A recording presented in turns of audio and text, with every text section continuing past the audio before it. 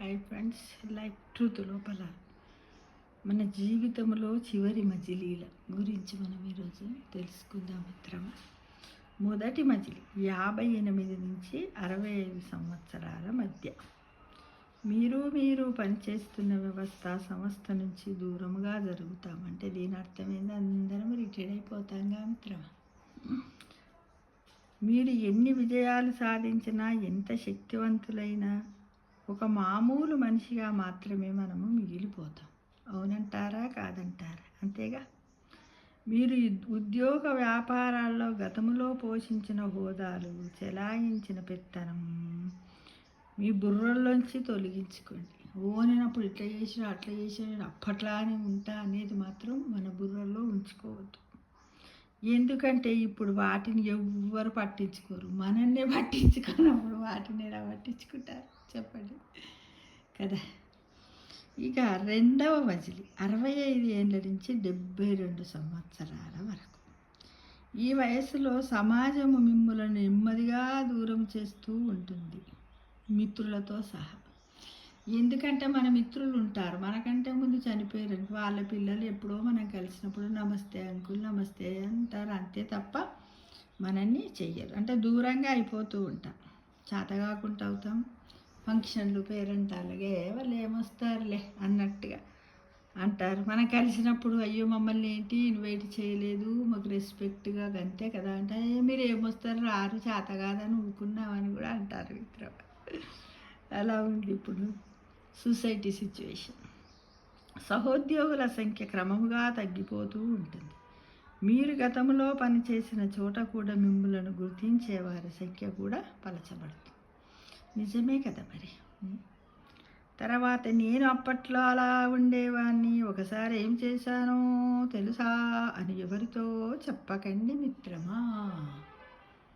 నువ్వేమి చేశావో నీకు తెలుసు, నీ మనసుకు తెలుసు, పంచభూతాలకు తెలుసు, పరమాత్మకు తెలుసు. అంతేగాని ఎవ్వరితో చెప్పడానికి ప్రయత్నించకండి. అవునంటారా కాదంటారా? మీరు తర్వాతి తరము ఆ విషయాలు పట్టించుకోరు.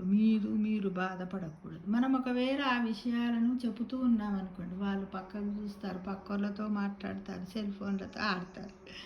అప్పుడు మన మనస్సు బాధపడుతుంది. కాబట్టి మనకు బాధ కలిగే ఏ విషయాలను కూడా మనము వాటికి దూరంగా ఉండడానికి ప్రయత్నించాలి.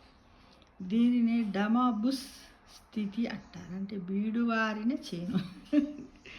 ఇంకోసారి చెప్పు, దీనిని డమాబుస్ స్థితి అంటారు.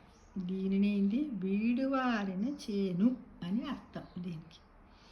ఇక మూడవ మజిలీ అంటారా, 72 నుంచి 77 సంవత్సరాల మధ్య, 5 సంవత్సరాల మధ్య. ఈ మజిలీలో మీకు ఎందరు సంతానం ఉన్నా, మనవరాళ్ళు ఉన్నా, మీరు మీ జీవిత భాగస్వామితోనో లేక ఒంటరిగానే మాత్రమే మిగిలిపోతారు. ఇది నగ్న సత్యం. అందరు నమ్మినా నమ్మకపోయినా నిజమే. ఎందుకంటే వాళ్ళు వాళ్ళ పనుల్లో బిజీగా ఉంటారు, పిల్లలు చదువుల్లో ఉంటారు, దూరంగా ఉంటారు. ఈ మూడవ మజిలీ, ఈ మజిలీలు మట్టుకు చాలా జీవితంలో బాధాకరమైనటువంటి, కానీ మనం బాధపడకూడదు మిత్రం. అవునా? కుటుంబము మీ నుంచి దూరం జరుగుతూ ఉంటుంది. అవును, మీ పిల్లలు ఎప్పుడైనా ఒకసారి వచ్చి మిమ్మల్ని పలకరిస్తే అది మీ మీద ప్రేమ, అభిమానం, గౌరవంగా భావించండి.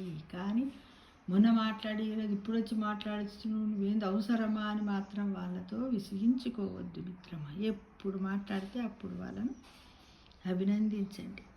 ఎప్పుడో వచ్చి మొహము చూపించి వెళుతారని కోపగించుకోకండి.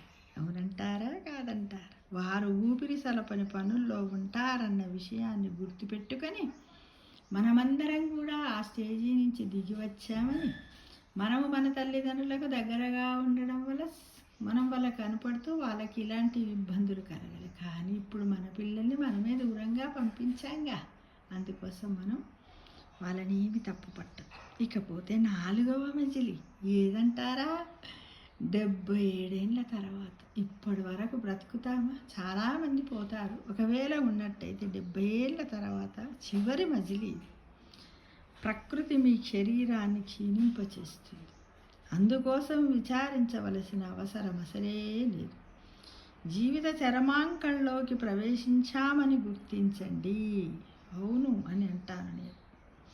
శరీరము సహకరించినంత వరకు జీవితాన్ని సంపూర్ణంగా అనుభవించండి. అనుభవించడానికి ప్రయత్నించండి. సంతోషంగా నలుగురితో మాట్లాడుతూ, 4 పనులు చేస్తూ, చెట్లను మొక్కలను పెంచుతూ, వాటి యొక్క ఆప్యాయతలను, మూగజీవులను ప్రేమిస్తూ జీవితాన్ని సంపూర్ణంగా అనుభవించండి మిత్రమా.